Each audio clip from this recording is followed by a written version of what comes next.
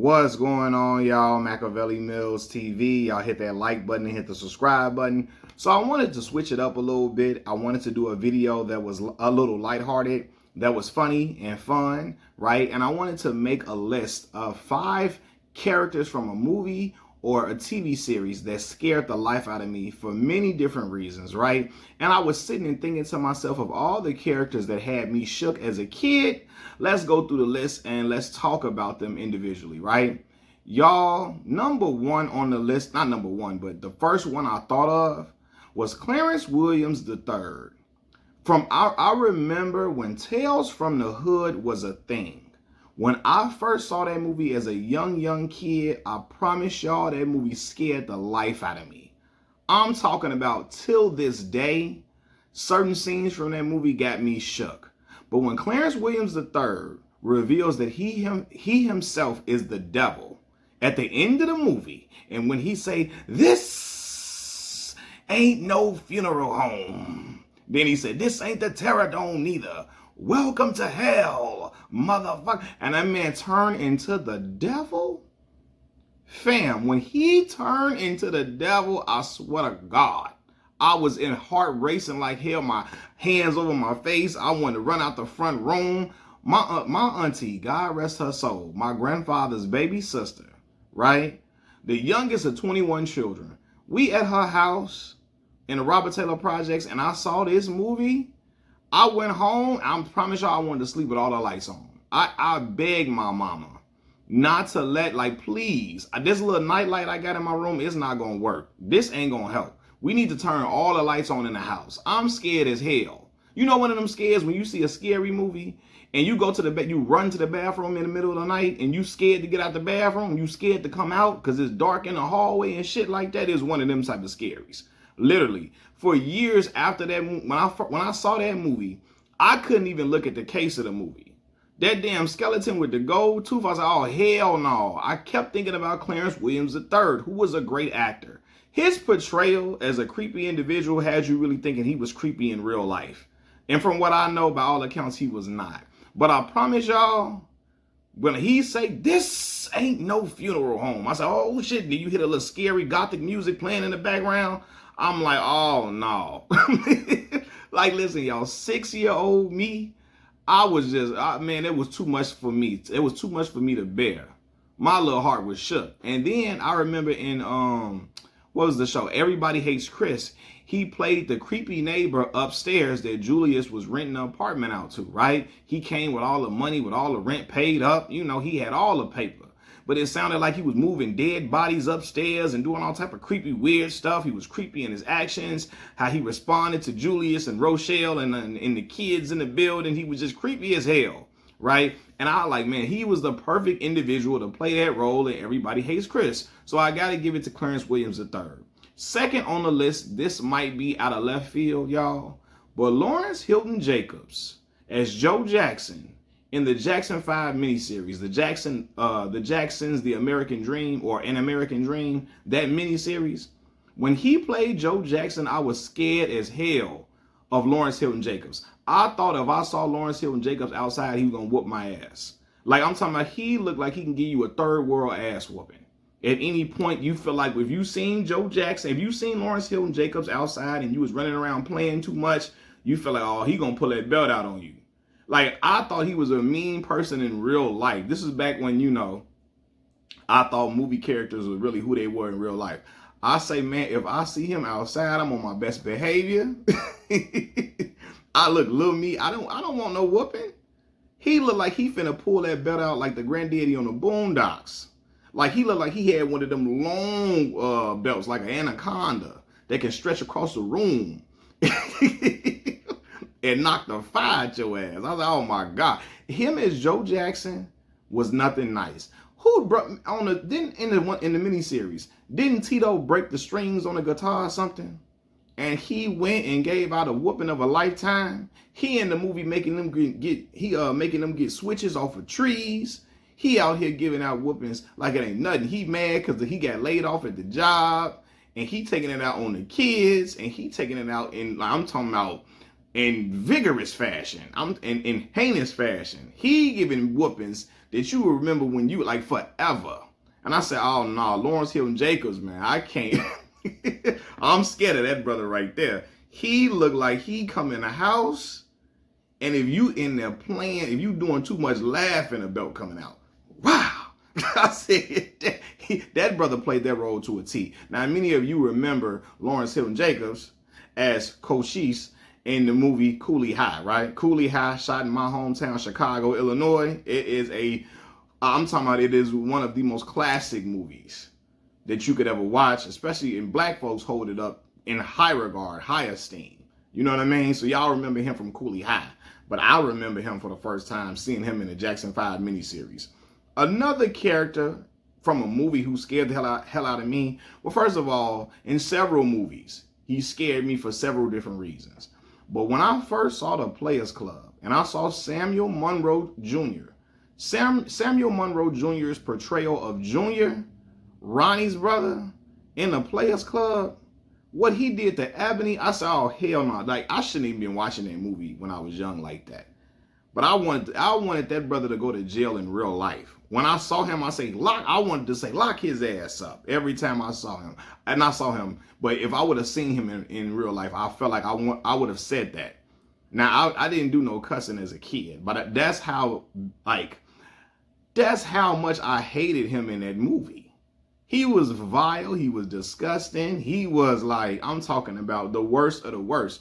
Then broke the girl's jaw, got it wired shut when he violated and raped.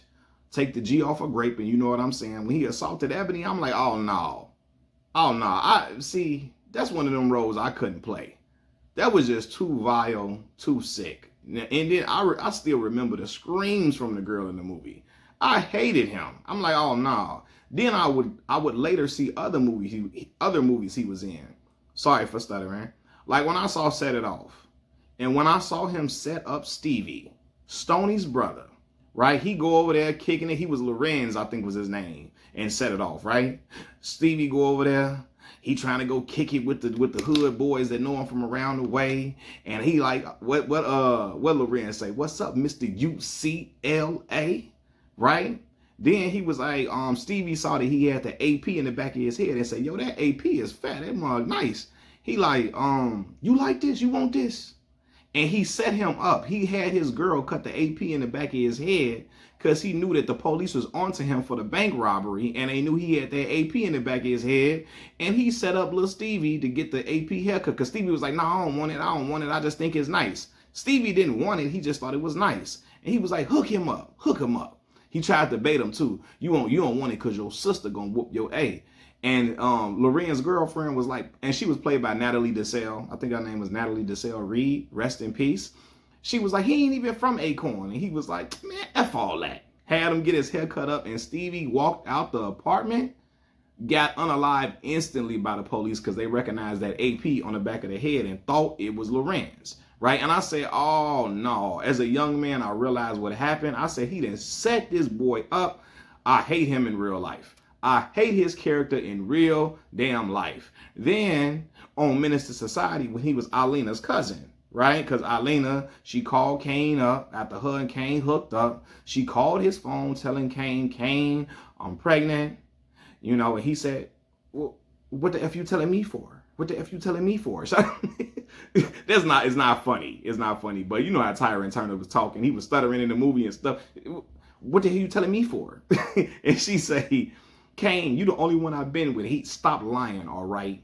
Plus, I had the Jimmy on extra tight. Now, I come to find out that the Hughes brothers later said that Alina was lying and Kane wasn't the father of the baby. But in the movie, I'm like, Kane foul. And she was like, so you man enough to take a life, but you ain't man enough to raise one? And then Alina gonna send Samuel Monroe Jr.'s character to go confront Kane, right? And I don't even remember his name in the movie. He was just Alina's cousin, right? He go up and get whooped on and stomped out by Kane, and then O-Dog got the stomp in at the end. He come back blasting, and he unalived Kane, but also hit Sharif, who had nothing to do with nothing. And I'm like, post Sharif, man. Sharif was just, he was just being, following Allah. He was trying to get his brothers to convert, his homies.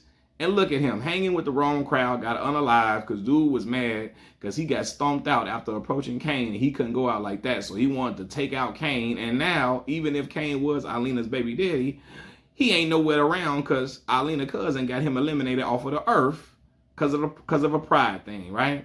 Now, we're going to go to a whole nother character. Y'all remember the movie James and the Giant Peach?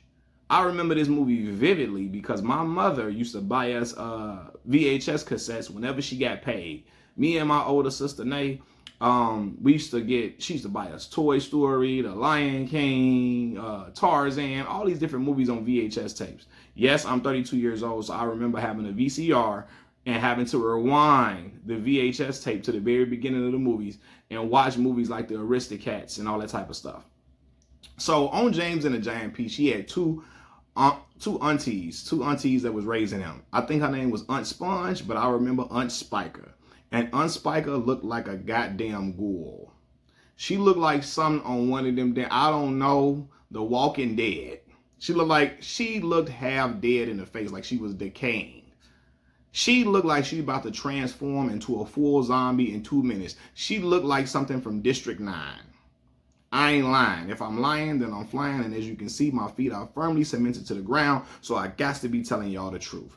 Aunt Spiker teeth was looking yellow. It looked extended. She looked like she was about to transform. And I'm talking about any second. Looked like she was half reptilian, half ghoul, half goblin, half something else from hell.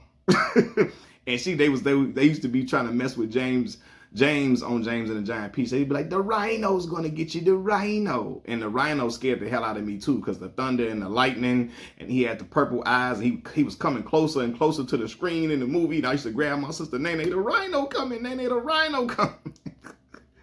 I swear, me and my sister was staying on 65th and Low with my mama in Inglewood, and I'm watching it in the movie. Me and my sister shared a room in. I'm scared. We used to push our beds together, our little twin beds. We used to push them together. Oh, Nene, the rhino coming, all that. But anyway, last but not least, a character that scared me from a movie, Tony Todd. When Tony Todd played Daniel Robitaille, aka Candyman, listen, had everybody shook. Not just me. He had me, you, your mama, and your cousin too scared. Like literally, Tony Todd's voice, his presence, his look, I mean, the lines he delivered were chilling. The hook on his hand, the blood and gore that was all in the movie. Oh my God, I was all tore up. When the dog head got cut off, and he was in Chicago committing these atrocities, right? And he was in the projects of Chicago, Cabrini Green. Now, at the time I first saw this movie, my auntie Linda, and ironically, this is the same house where I saw Tales from the Hood for the first time, and that traumatized me.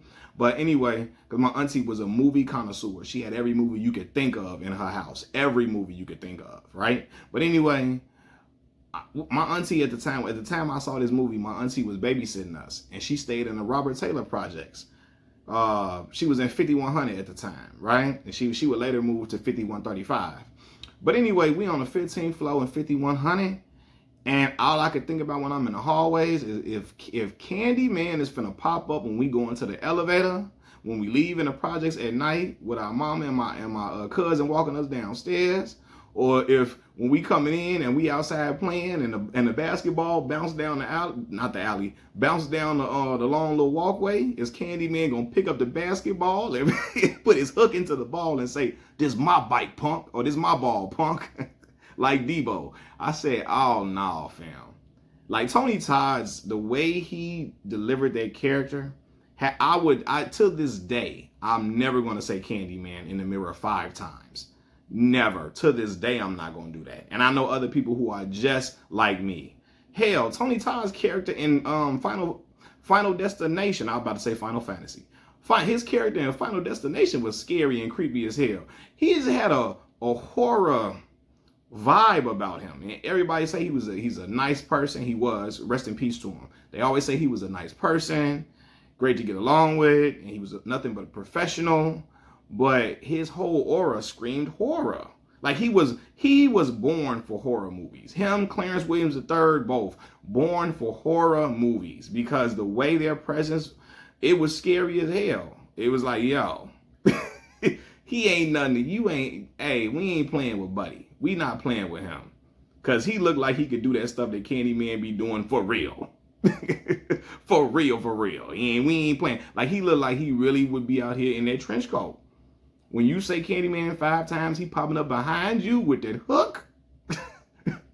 Going crazy. But anyway, man, those are my list of the 5 individuals from movies who scared the hell out of me. What character or what actor scared you in the movies that they were in? And it don't even just got to be horror based, because y'all seen I had Samuel Monroe Jr. in here. He wasn't in the horror movie. And Lawrence Hilton Jacobs, well, Tales from the Hood. Samuel Monroe Jr. was also in Tales from the Hood. And he got burnt up in the end when it was revealed that it wasn't no funeral home, that was hell. But the movies that I named the movies that I named that he was in this list, they weren't horror. Lawrence Hilton Jacobs was not in no horror movie or nothing either. So what movie characters or actors really scared you for real based on their portrayals in the movies, etc. Machiavelli Mills TV. I'm out, y'all. Peace.